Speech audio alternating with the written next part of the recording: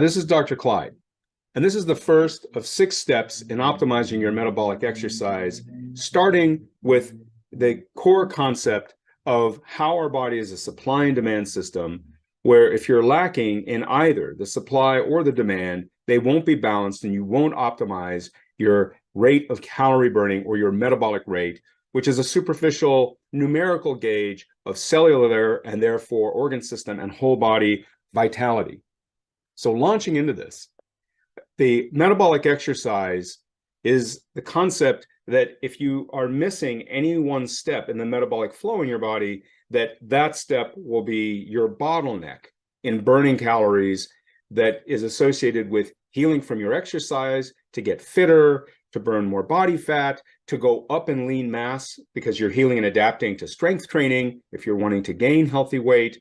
So missing one piece, whether it's nutritional, sleep, stress, or in the aspects of fitness, can hold back everything else that you're doing right. In the same way that pulling an engine part out of your car can hold back all the rest of your car, even if everything else is perfect, just because one important piece is missing. So it's not that one part of your car or one aspect of your metabolism is more important than the other. It's that it is a flow system, just like any system with components working together, and one important part is pulled out, then the others can fall apart. So our body is this complex engine of interacting pieces, and any one step that's missing can be the bottleneck in your vitality. And the flow through our system is ultimately to burn calories, and the rate of that in 24 hours is our metabolic rate. And put in the simplest terms, from an exercise perspective, there's the supply, which is the cardiovascular, and the demand, which is the neuromuscular, for movement itself. Of course, it is much more complex than that. Your heart and lungs and circulatory system that are delivering nutrients have their own demand on the system, right? So this is just the simplest version that gives us a functional approach to thinking about how to balance out the types of exercise that we're doing to optimize our metabolic rate, which starts with our breath and then combines with nutrients in the bloodstream to be delivered through our circulation to our cells, where that oxygen and nutrition is received and used as a resource for the vitality of our cells, organs, and therefore our whole body. And then waste and heat is cleared out, including the carbon dioxide, where that carbon used to make up the fat chains that were in our body fat. So to optimize this, we want regular movement throughout the day to keep the muscles idling continuously, even when we're at rest. And we want exercise that we can heal from. Exercise that we cannot heal from is not contributing to our health or fitness. So you might love tennis, you might love running, you might love strength training. I love powerlifting. So there might be a form of activity that you just love to do, and it's for enjoyment. But even if you do tons and tons of that, you don't have the body composition, the health levels, either healthy weight gain or healthy weight loss that you're after, and you start scratching your head. What am I missing here? My nutrition seems fine. I'm sleeping okay. Well, maybe it's that there's too much of a supply or a demand, and they're not balanced. And that's where metabolic exercise comes in. You're looking to do 5 to 15 minute short, efficient interventions to address whatever might be deficient in that supply and demand system, where your endurance is generally the supply and your strength is generally the demand, and any one of those two can be limiting to the other.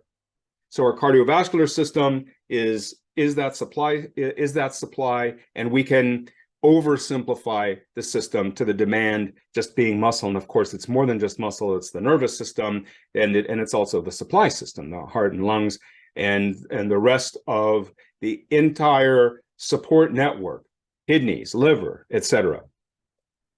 So here's an example of a study that shows how much more effective weight loss can be when you're addressing both the supply and demand in the system. So here, these human subjects are losing around 0.5% of body fat over the course of 12 weeks in belly fat specifically, and not really any. Of course, there's error bars here. Some people are, and some people are going up in weight with strength training by itself. But if you do both, then those subjects are tripling the belly fat loss that they would have gotten from the cardio by itself. Why? It's because they're addressing both the supply and the demand. If you're only increasing the demand but not the supply, you can't expect to be losing as much weight. Some people will. And there are many gurus online and book authors talking about how strength training can reduce your body fat more than cardio. Stop doing cardio is a term that I heard once. That might be true. It depends if the engine size or your demand is your limiter. But then on the other hand, if it's not, then the cardio would. And if you're generally sedentary, then it's both that could be limiting. And you'd want to address both. Doing tons of one and not a little of both isn't going to be as effective, as opposed to 10-minute cardio and 10-minute strengthening workouts every other day. So you do 10 minutes every day and you're alternating between a cardio and a strengthening. That's going to be much more effective than hammering away at your body for an hour with just one method. So here's a quote from a metabolism clinical experimental opinion piece written by a group of physicians and researchers that endurance training appears to be the most effective for health, like walking, swimming, riding a bicycle, although resistance training and high-intensity interval training play distinct roles in the effectiveness of exercise interventions. And that is when you have metabolic goals like healthy weight gain, healthy weight loss, or body composition without changing weight. So what is it about high-intensity training where you're doing bursts of cardio that are less than a few minutes in duration, or strength training where a set of movements and to near failure tends to be less than 3 minutes as well? What is it about those short, intensive? It increases the demand on the system itself as opposed to just the supply. So this can have clinical ramifications. I want to give you a couple examples from the literature on that. This here is a systematic review looking at muscular strength and cardiovascular risk factors. And what they show is that higher muscular strength reduces all-cause and cardiovascular mortality and markers for cardiovascular disease risk and improves metabolic health. And one of the 300 references in there is this paper showing how victims of a heart attack that survive double the duration to a second coronary event if they have greater strength. What would it be about muscularity or strength in the half of the subjects that are stronger than the other half on a quadricep leg extension machine? What in the world could that have anything to do with cardiovascular health? Think of your muscles as the mouths to feed in your body. And our brains are programmed to eat a certain amount below which we're hungry, regardless of how much muscle we do or don't have. And there's also an effect of habituation and how much you've eaten in the past. And so if the muscles absorb more nutrients, there's less to accumulate as fat in your liver, kidneys, bloodstream, arteries, which then increase the workload on the heart, which then implies that your peripheral tissue can have a dramatic impact, in fact, a primary impact on your cardiovascular efficiency and workload, and therefore ultimately disease risk. So here's another study that looks at their definition of metabolic syndrome, triglyceride levels, blood pressure, waist circumference, fasting blood sugar, and HDL levels. And they show that the relative amount of muscle mass to your total weight or your total mass can be as highly correlated to type 2 diabetes risk, metabolic syndrome risk, as being high in body fat. And as you can imagine, losing muscle mass from yo-yo dieting, excess caloric restriction, extensive intermittent fasting, very high stress for extended periods of time, year upon year upon year, this can all, and natural aging, can all converge on muscle loss that increases the overflow of calories coming in, even with a relatively healthy diet. And so I put in red boxes here, they're separating the human subjects, over 1,000 of them, into groups of 20% each, and showing what the relative risk from the metabolic disease risk is for the group that is the 20 that has the highest body fat. They make up roughly half of the total metabolic syndrome risk. of the entire population of subjects in this study. And the group that has the lowest relative muscle mass in blue boxes make up at least a third of the overall risk. So low muscle mass and high body fat are roughly equivalent in terms of metabolic disease risk.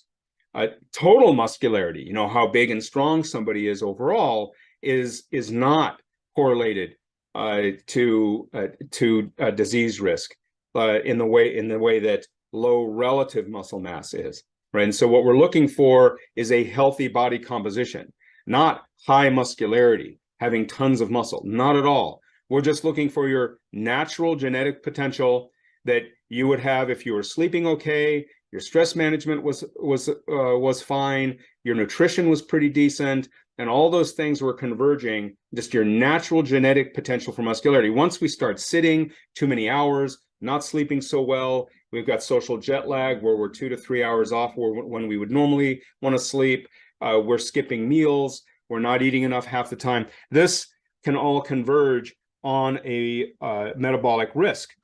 So this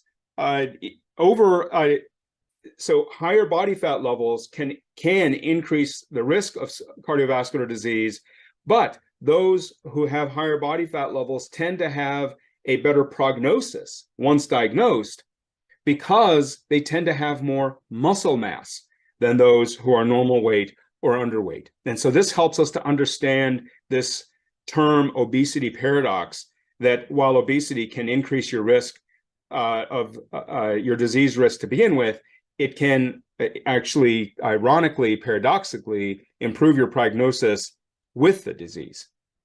The mortality rate in the United States is actually the lowest for those who are overweight. This red dashed horizontal line is the mortality rate for normal weight. It's lower for those who are overweight. The lowest level obesity has this the same mortality rate as normal weight individuals. It isn't until you're morbidly obese where morbidity from body fat levels is correlated to disease risk as much as being underweight is. So in a nutshell, there are aesthetic, health, and vitality, wellness, as well as clinical motivations for having a robust metabolic rate. And if you don't want to just hold where you're at with your blood lipid level, your body fat level, to keep things from getting worse, but actually do a U-turn and improve things, then movement generally is a wise intervention, even if it's just 10-minute workouts each day. Nutrition by itself can only do so much. It can do a lot. But if you're not just wanting to stop the bleeding, but go back in time to where your metabolism was years or even decades ago, then exercise can be a critical component of that.